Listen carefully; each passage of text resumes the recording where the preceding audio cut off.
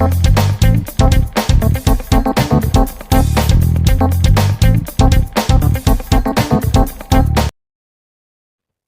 विद्यार्थी मित्रांनो, आज आपण प्रश्नचिन्हाच्या जागी क्रमाने येणारी संख्या शोधणे या घटकावर आधारित प्रश्न पाहणार आहोत. प्रश्न पहिला 2, 4, 6, 8 आणि प्रश्नचिन्ह. तर संख्यांचे निरीक्षण केले तर आपल्या लक्षात येईल की 2मध्ये 2 मिळवले 4, 4मध्ये 2 मिळवले 6, 6मध्ये 2 मिळवले 8, म्हणजेच 8मध्ये 2 मिळवल्यानंतर उत्तर येईल 10. या सर्व 2च्या पाड्यातील संख्या आहेत हे देखील आपल्या लक्षात येईल. प्रश्न क्रमांक 2, 16, 15, 14, 13 आणि प्रश्नचिन्ह. तर बघा, या ठिकाणी प्रत्येक पुढची संख्या ही 1ने कमी झालेली आहे.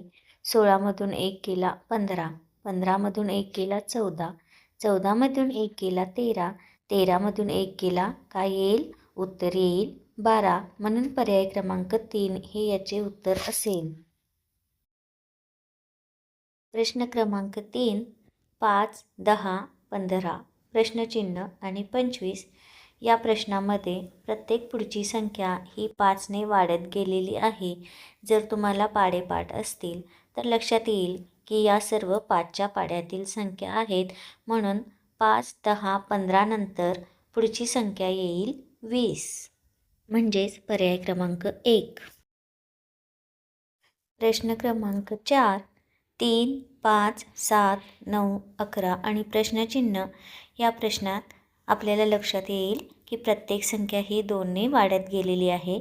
3मध्ये 2 मिळवले 5, 5मध्ये 2 मिळवले 7, 7मध्ये 2 मिळवले 9, 9मध्ये 2 मिळवले 11, म्हणजेच 11मध्ये 2 मिळवल्यानंतर उत्तर येईल 13. म्हणून पर्याय क्रमांक 4 हे याचे उत्तर असेल.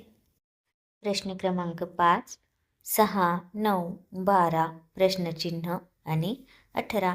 या प्रश्नामध्ये बघा, 6, 9, 12 या 3च्या पाड्यातील संख्या आहेत. त्यामुळे 12 नंतर 15 ही संख्या येथे येणार आहे. म्हणून याचे उत्तर असेल पर्याय क्रमांक 2. प्रश्न क्रमांक 6, 64, 54, 44, प्रश्नचिन्ह आणि 24. या संख्यांमध्ये एकक स्थानचा अंक हा 4 आहे आणि दशक स्थानचा अंक हा 1ने कमी होत गेलेला आहे. 6मधून 1 गेला 5, 5मधून 1 गेला 4, म्हणजे 4मधून 1 गेला 3 आणि एकक स्थानी 4, 3.4, 34 हे याचे उत्तर असेल. आपल्याला असेही म्हणता येईल की प्रत्येक संख्या ही 10ने कमी होत गेलेली आहे. 64मधून 10 गेले 54, 54मधून 10 गेले 44 आणि 44मधून 10 गेले 34, म्हणून पर्याय क्रमांक 3. प्रश्न क्रमांक 7, 90, 80, 70, 60 आणि प्रश्नचिन्ह. या सर्व पूर्ण दशक संख्या आहेत आणि त्या 10ने कमी होत गेलेल्या आहेत. म्हणजेच 90मधून 10 गेले 80, 80मधून 10 गेले 70, 70मधून 10 गेले 60 आणि 60मधून 10 गेले 50, म्हणजेच पर्याय क्रमांक 4.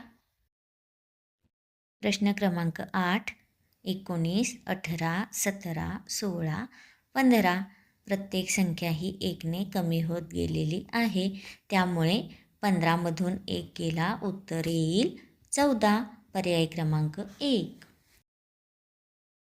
प्रश्न क्रमांक 9, 7, 10, 13, 16 आणि प्रश्नचिन्ह. या प्रश्नाचे निरीक्षण केल्यावर आपल्या लक्षात येईल की 7मध्ये 3 मिळवले 10, 10मध्ये 3 मिळवले 13, 13मध्ये 3 मिळवले 16, म्हणजेच आता 16मध्ये जर 3 मिळवले तर उत्तर येईल 19. म्हणून पर्याय क्रमांक 4 हे याचे उत्तर असेल. प्रश्न क्रमांक 10, 33, 44, 55, 66 आणि प्रश्नचिन्ह. यांचे निरीक्षण केल्यावर आपल्याला लक्षात येते की दशक आणि एकक स्थानचा अंक समानच आहे.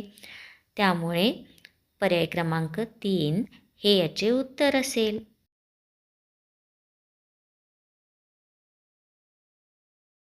प्रश्न क्रमांक 11, 16, 20, 24 प्रश्नचिन्ह आणि 32 या संख्यांमध्ये प्रत्येक संख्या ही 4ने वाढत गेलेली आहे. 16मध्ये 4 मिळवले 20, 20मध्ये 4 मिळवले 24, 24मध्ये 4 मिळवले उत्तर येईल 28. म्हणून पर्याय क्रमांक 2 हे याचे उत्तर असेल.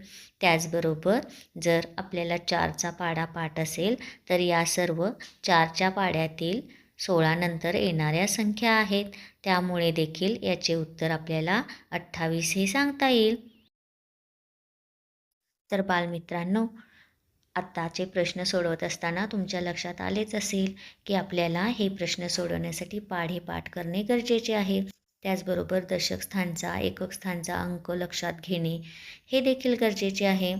संख्या वाढत गेली आहे की कमी होत गेली आहे, कितीने वाढत गेली आहे, कितीने कमी होत गेली आहे, याचे निरीक्षण करणे गरजेचे आहे. अशा या प्रश्नांचा भरपूर सराव करा, म्हणजे तुम्हाला नक्कीच यश मिळेल. धन्यवाद.